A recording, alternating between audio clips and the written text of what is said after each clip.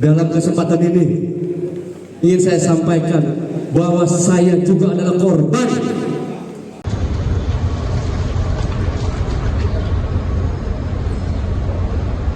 Ya, Tribun Network dapat saya sampaikan bahwa Direktur Tindak Pidana Umum Barreskrim Polri, Brigjen Yuhandani Raharjo Puro baru saja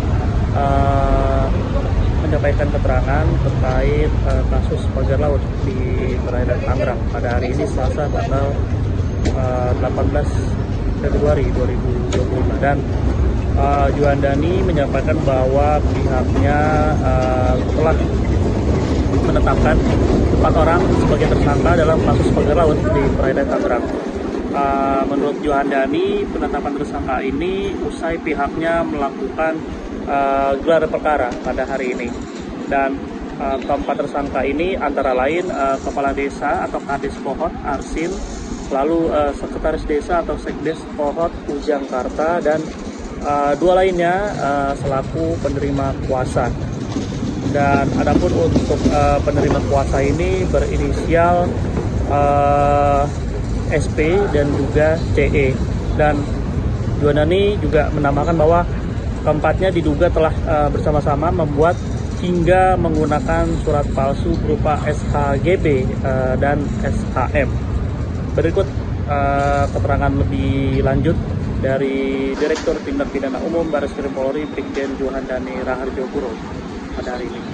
Terima kasih kepada rekan-rekan media dan seluruh masyarakat Indonesia terkait dengan penanganan pagar laut di Tangerang, di mana kita ketahui bersama kemarin ada 263 SHGB yang sudah muncul. Pada kesempatan ini Direktorat Tindak Pidana Umum Barreskrim Polri akan menyampaikan perkembangan penanganan perkara tersebut. Dari penanganan perkara tersebut, hari ini telah dilaksanakan gelar perkara, di mana kita sudah mengumpulkan berbagai alat bukti terkait permasalahan tersebut. Kemudian dari hasil gelar perkara, pada kesempatan ini kami seluruh penyidik dengan seluruh peserta gelar telah sepakat menentukan 4 tersangka, di mana 4 tersangka ini adalah kaitannya seperti kemarin saya sampaikan bahwa itu adalah terkait masalah pemalsuan, di mana pemalsuan beberapa surat dokumen untuk permohonan atas hak atas tanah, di mana kita menetapkan Saudara A selaku Kades Pohot, Saudara UK selaku Sekdes Pohot, Saudara SP selaku penerima kuasa, dan Saudara CE selaku penerima kuasa telah kita sepakat kita tetapkan sebagai tersangka, di mana diduga keempatnya telah bersama-sama membuat dan menggunakan surat palsu berupa GIRIK, surat pernyataan penguasaan fisik bidang tanah sporadik, surat pernyataan tidak sengketa, surat keterangan tanah, surat keterangan pernyataan kesaksian, surat kuasa pengurusan permohonan sertifikat dari warga desa Pohot, dan dokumen lain yang dibuat oleh Kades Sekdes